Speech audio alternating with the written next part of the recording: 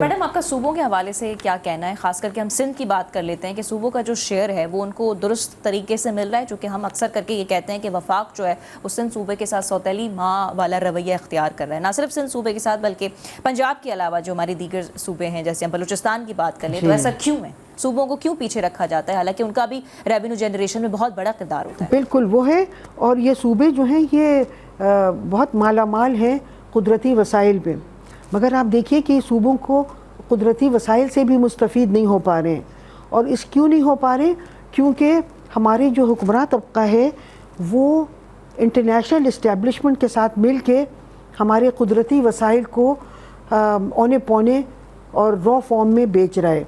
और मैंने बारहा कहा है कि जो मुल्क अपने कुदरती वसाइल को रॉ फॉर्म में बेचते हैं यूँ ही औने पौने, तो वहाँ ये जो कुदरती वसाइल हैं ये बदबख्ती लेके आते हैं। इसको रिसोर्स कर्स कहते हैं। और जिन मुल्कों में इन कुदरती वसाइल को मैन्युफैक्चर्ड गुड्स में तब्दील किया जाता है वो इनको वहाँ खुशहाली आती है।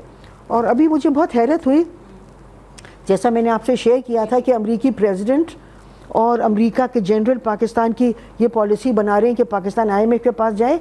इसी तरह अभी मैंने पढ़ा कुछ दिन पहले कि यरूशलेम कोई जर्नल है, उसमें किसी इजरायली इंटेलेक्चुअल ने हमारी मिनरल पॉलिसी बनाई है। उन्होंने कहा है कि पाकिस्तान के पास बहुत कुदरती वसाइल हैं, तो अमेरिका के साथ अगर अमेरिका यहाँ आ जाए और यहाँ पे बलूचिस्तान में और अमेरिका इससे इनको वो करे तो पाकिस्तान और अमेरिका के उससे अमेरिका का भी फ़ायदा होगा, क्योंकि अमेरिकी कंपनीज़ जो हैं वो चाइनीज़ कंपनी से कम्पीट नहीं कर पाती। तो उन्होंने कहा पाकिस्तान के कुदरती वसाइल की बुनियाद पर अमेरिकी कंपनी कम्पीट करने लगें।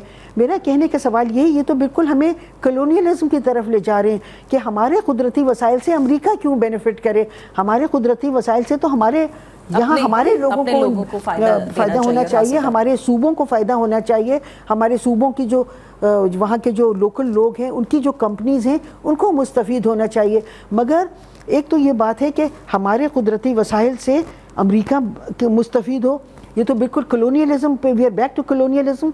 और उसके अलावा जो मुझे और बहुत बड़ा एतराज़ है वो ये कि जिस तरह अमेरिकी सदर और अमेरिकी जनरल हमारी ये पॉलिसी बना रहा है कि हमको IMF के पास ले जाया जाए, इसी तरह इजरायली इंटेलेक्चुअल्स हमारी मिनरल पॉलिसीज़ बना रहे हैं।